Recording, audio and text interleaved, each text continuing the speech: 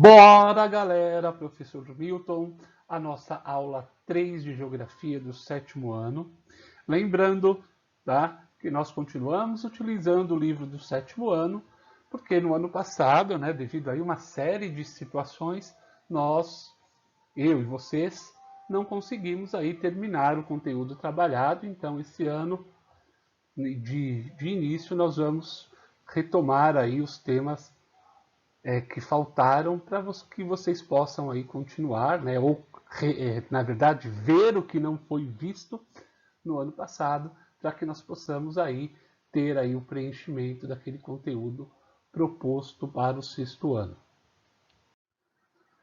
Bom, galerinha, só para ilustrar, tá, que é o livro de geografia que vocês utilizam, as imagens e os textos foram retirados do livro aqui, Convergências de Geografia, da autora Valquíria Garcia, ok? Das páginas 100 a 103. E na próxima aula eu vou aí trabalhar da página 104 até a 106, e aí vocês vão realizar uma atividade, ok? Então é isso e vamos aí dar continuidade à aula.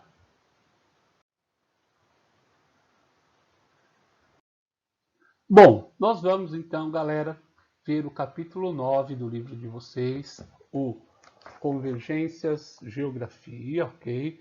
Eu tirei as fotos e estou aí publicando ela nesses slides e fazendo essa aula aí para vocês, para que vocês possam acompanhar, tá?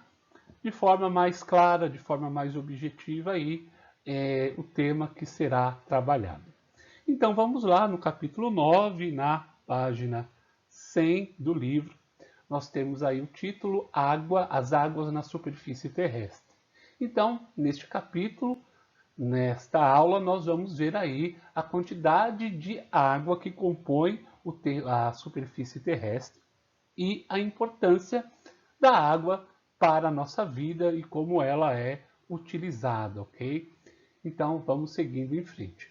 Como vocês podem bem observar, nós temos aí o nosso planeta, a nossa superfície terrestre, sendo coberta por 70% de água e 30% aí de ilhas e continentes. Neste gráfico aqui, nós vamos ver, tá, pessoas, a distribuição de água no planeta Terra. Nós vamos ver que dos 100% da água que tem no nosso planeta, 97,3% dela é de água salgada e apenas 2,5% de água doce, ok? Nós vamos ter aqui outros números importantes neste gráfico, tá? Que vai falar das águas nos rios e lagos. Da porcentagem aí das águas de rios e lagos, ela tem 0,3%.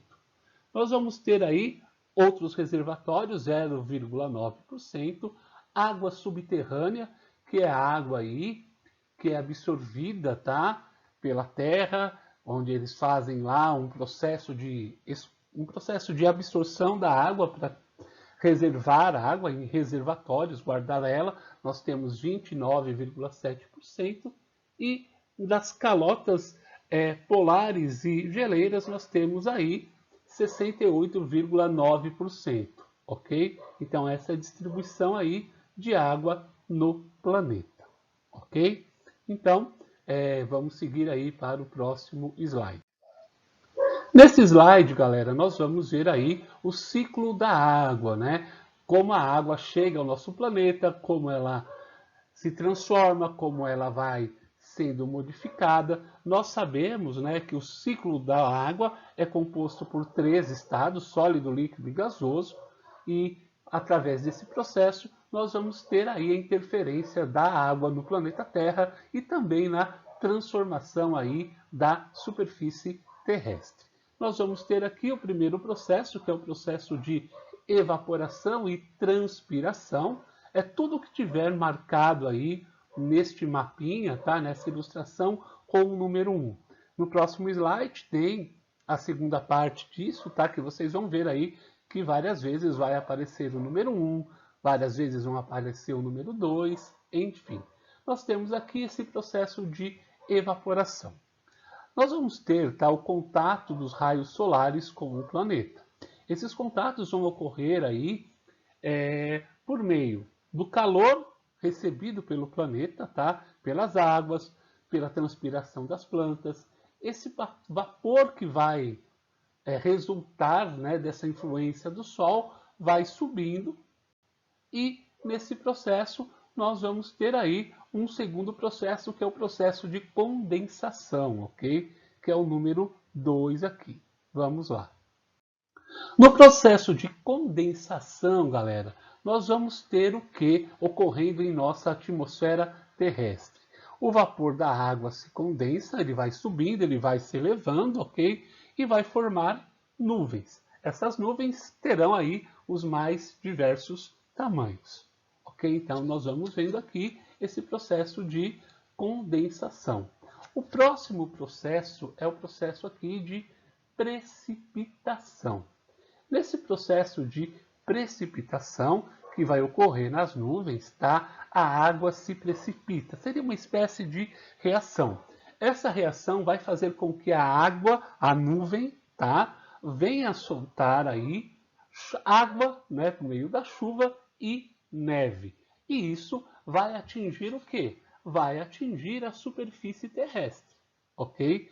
Que está representado aqui pelo número 3. Esse processo de precipitação, ok? De acúmulo, é uma reação, tá? Que a nuvem está muito cheia e ela vai precisar se esvaziar um pouquinho. Esse processo aí de esvaziamento, tá? Vai fazer com que se forme aí as águas da chuva, as neves, como está dizendo aí no texto, tá? E isso que vai chegar na superfície terrestre. Quando ela chega na superfície terrestre, eu vou ter aqui o quarto processo, ok? Nesse quarto processo é o processo de o processo de infiltração, desculpem, tá? Nesse processo de infiltração, partes que a água que atingem a nossa superfície, elas vão ser absorvidas pelas plantas e também pelas reservas subterrâneas, tá? Que nós vamos ver uma ilustração daqui a pouco.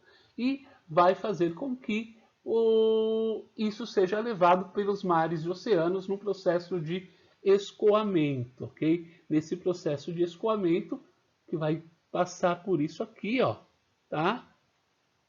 É o número 5, e isso vai ser levado para os mares e oceanos. Lá no primeiro slide, tá?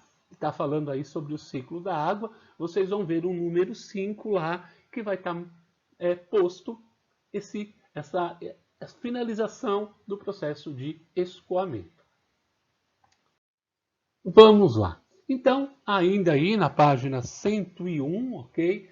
Nós vamos falar aí da importância das águas, ok? Nós temos aí 70% do território, né, marcado aí, composto pela água, porém, da superfície terrestre composta por água, mas da parte que realmente podemos usar, nós temos uma quantidade muito pequena, ok? Que corresponde aí a 2,5% apenas da água que nós podemos usar, as outras passam por um processo, né? Lá da água salgada passa por um processo de dessalinização que é caro, então por isso a importância de nós conservarmos a água em nosso planeta.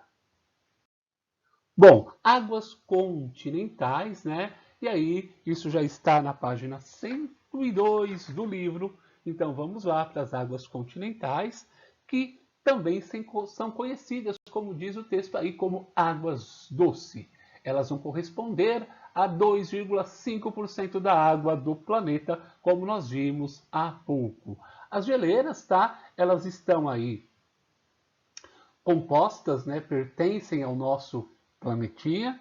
Elas estão colocadas em regiões polares, em áreas montanhosas, áreas elevadas, em regiões em que as temperaturas são muito baixas, tá? Não tem muita presença, incidência, né, de raios solares. Elas são conhecidas também como geleiras continentais de latitude, porque estão em áreas bem montanhosas e elevadas. Aqui nós temos uma imagem, tá, representando aí essas geleiras polares. O slide que nós estamos vendo aqui vai falar pelos rios. Os rios são formados, como diz o texto, por porções de água doce. Essas águas vão escoar, tá? Em cursos naturalmente feitos pela natureza, tá? Feitos aí pela superfície terrestre, ainda que muitas delas passem, como diz o texto aí, pela interferência humana, porque elas estão nas grandes cidades, e aí os homens, né, pela necessidade de transporte, pela necessidade de levar alimentos, enfim, e uma série de outras interferências humanas, vão fazer aí, vão contribuir para o processo de formação dos rios, tá? Um rio também pode ter origem, como diz aí o texto, no derretimento de geleiras, ele pode ter aí origem de águas subterrâneas, enfim, tá? É uma série de fatores naturais e artificiais que vão ser aí importantes para a formação e também para a conservação dos rios, ok? Então os rios também são usados para transporte, para energia elétrica, para navegação, enfim, para o turismo, para uma série de ações aí que são de grande importância para a humanidade. Os lagos, tá? As águas aí que se originam da chuva, vêm das chuvas, elas vão ser afloradas, elas vão vir das fontes subterrâneas ou também de derretimento de geleiras. Elas vão se acumular em determinada localidade, em determinada depressão, em determinado acidente, em determinada parte da superfície terrestre geográfica e vão se formar, tá? Eles podem se formar de forma natural ou também pela interferência humana. Aqui as águas subterrâneas, tá? São reservatórios de água doce que são localizados abaixo da superfície terrestre. Reparem aqui um processo de construção desse reservatório, tá? Esses vão se formar quando a água da chuva cai sobre a superfície terrestre e se infiltra no solo, entre as camadas das rochas permeáveis, que são rochas porosas, tá? Até atingir uma camada de rocha impermeável. Dessa maneira, a água vai preencher os espaços vazios entre as rochas e vai ser armazenada, ok? Então, essas rochas aqui, elas são colocadas, vai ocorrer esse processo que a água vai atingir a superfície terrestre, essas rochas vão captar, né, vão ser preenchidas pela água e aí você terá o processo de armazenamento. Bom, galerinha, para finalizar a aula de hoje, tá? Porque senão ia ficar muito grande, então a gente vai ver aí a segunda parte da aula para a próxima aula amanhã, tá? Publico amanhã essa próxima aula.